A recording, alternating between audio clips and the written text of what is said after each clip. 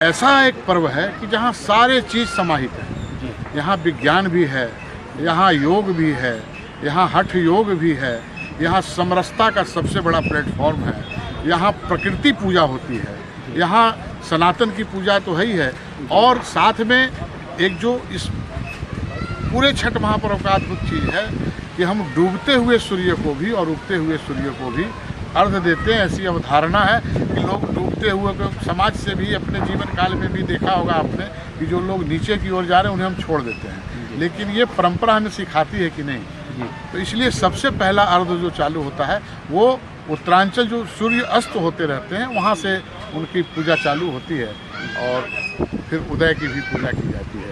तो ये पूरा का पूरा आप रिसर्च इसमें जाएंगे तो कोई भी ऐसा कॉम्पोनेंट नहीं है कि आपको इसमें नहीं मिलेगा। छठ महापर्व ये शुद्धता सिखाता है, ये स्वच्छता सिखाता है, ये पवित्रता सिखाता है, ये सिखाता है कि ये 36 घंटे 38 घंटे निर्जला रह के हम कैसे एक्टिव रह सकते हैं। ये सिखाता है कि अभी ठंड का मौसम आ गया, शाम को सूर्यास्त के समय और सुबह सूर्योदय के समय ठंडे पानी में खड़ा होकर हम कैसे अपने आप को एनर्जेटिक बनाए रख सकते हैं। तो आप देखिए समरसता का उदाहरण, मैंने कहा समरसता का सबसे बड़ा अगर कोई प्लेटफॉर्म है तो ये छठ महापर्व है। इस घाट पर ना कोई ऊंच, ना कोई नीच, ना कोई जाति, ना कोई वादी, ना कोई राजा, ना कोई रंग, सारे के सारे छठवर्ती होते हैं और उनका लिबास भी एक सिला हुआ वस्त्र तो पहनना नहीं है कि आप मोती जड़वा के हीरे जड़वा के ले आओगे। बिना सिला हुआ वस्त्र पहनने का विधान है इसमें। तो बिना सिला हुआ वस्त्र में आप क्या पहनेंगे? धोती पहनेंगे।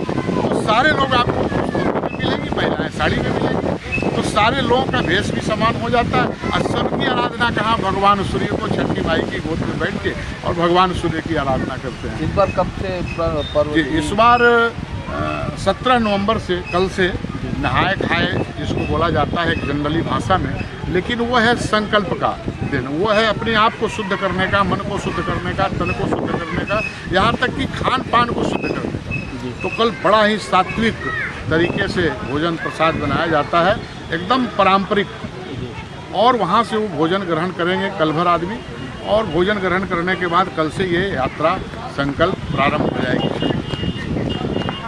और नेक्स्ट जो होता है 18 तारीख को, उसके कल होके उसको खरना कहते हैं।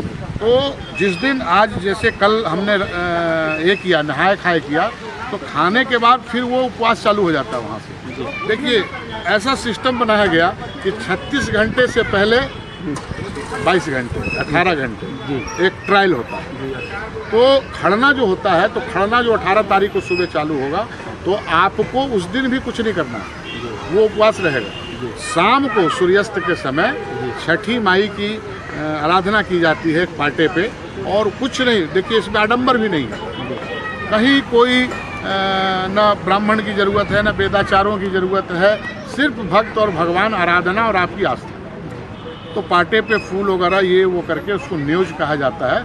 वहाँ छठी माई का, छठी पवित्र, इतनी पवित्र तिथि है अपने आप में कि आपने जो गायत्री मंत्र पर रिसर्च चल रहा है, उनकी गायत्री मंत्र की उत्पत्ति भी उसी छठ के दिन 19 को क्या होगा। और खरना करके और फिर आदमी प्रति जो है वो भोजन लेता है, जो गुड़ का, खीर और केला, दूध जो, और उसके बाद वहाँ से निर्जला व्रत प्रारंभ हो जाता है। तो दूसरे दिन 19 तारीख को फिर सब लोग आएंगे घाट पे, और घाट पे आके डूबते हुए सूर्य को अर्घ देंगे।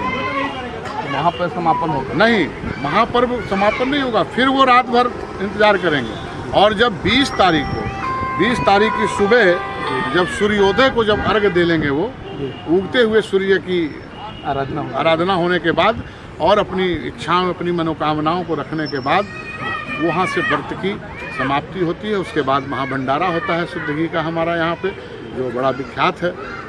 यहाँ पे हजारों लोगों का भंडारा का व्यवस्था होता है। रात को भी भंडारा होती है, लेकिन वो चावल दाल वगैरह की होती है, लेकिन सुबह का भंडारा का एक हमारा अलग ही शुरू से प्रावधान है, और उसके तहत सब लोग आते हैं, हजारों लोग भंडारा पाते हैं और व्रत समाप्ति की घोषणा होती है। 19 की रात को एक इकलौती नदी है जीवनदायिनी रायपुर की। आपने देखा होगा कि कितने ट्रकों से कचरा निकाल के हम लोग इसको सफाई करते हैं। तो ये शुद्धता सिखलाता है, सफाई सिखलाता है पहले। तो उसी बहाने कम से कम एक जीवनदायिनी जो नदी है, बाबा हटकेश्वर नाथ का किनारा है, इसकी पवित्रता बरकरार रहती है। उसके बाद हम लोग खारून की 51,000 दीपों से उसी दिन आरती करेंगे। बाहर से आए हुए बहुत सारे कलाकार हैं जो अपने कलाओं का प्रदर्शन करेंगे यहाँ पे लोकगीत के माध्यम से।